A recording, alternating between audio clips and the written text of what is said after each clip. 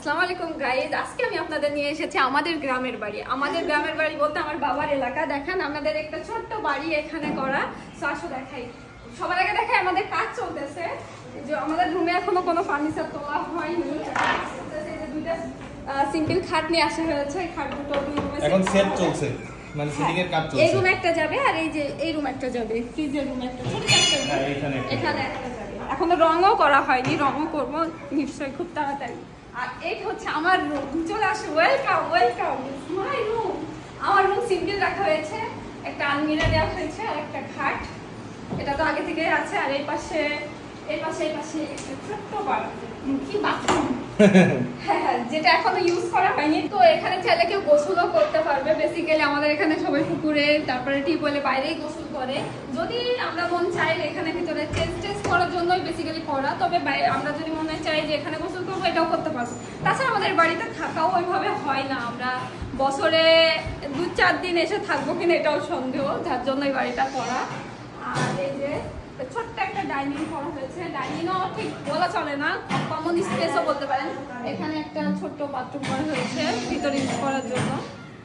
আর এই যে এই রুমটাতে নিয়ে আসো, এই রুমটা খুবই ছোট্ট, মানে স্টোর রুম হিসেবে করা হয়েছে, কিন্তু তাও আমরা একটা খাট দিয়ে রাখবো। স্টোর রুম হলেও এখানে একটা খাট দিয়ে রাখবো, যেন এখানে এক্সট্রা গেস্ট আসলে থাকতে পারি। আমরা যখন আসি না, আবার যখন আসি অনেকজন একসাথে আসি। এই পাশের এই রুমটা তো আগেই দেখলাম, এই রুমে কাজ চলতেছে, আমি ভাইয়াদের খুব বেশি ডিস্টার্ব না করি।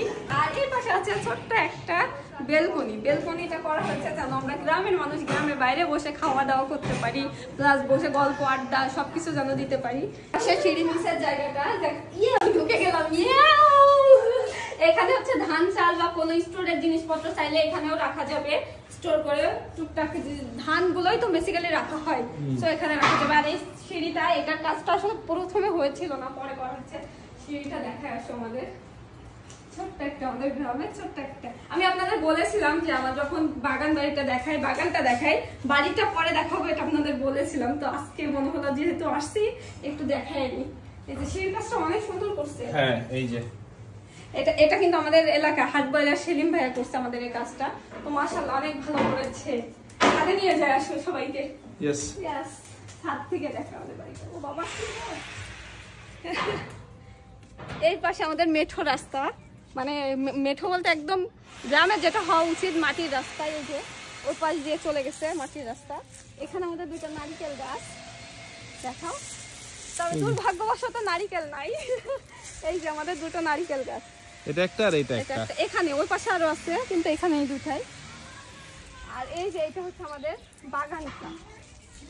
এই যে ওখানে অনেক কিছু লাগানো হয়েছে, বাগান যারা আমার পুরোনো ভিডিও দেখেছেন তারা তো জানেন। ওই যে রসুন দেখা যাচ্ছে, আম গাছ দেখা যাচ্ছে, আর ওই কর্নারে পুকুর।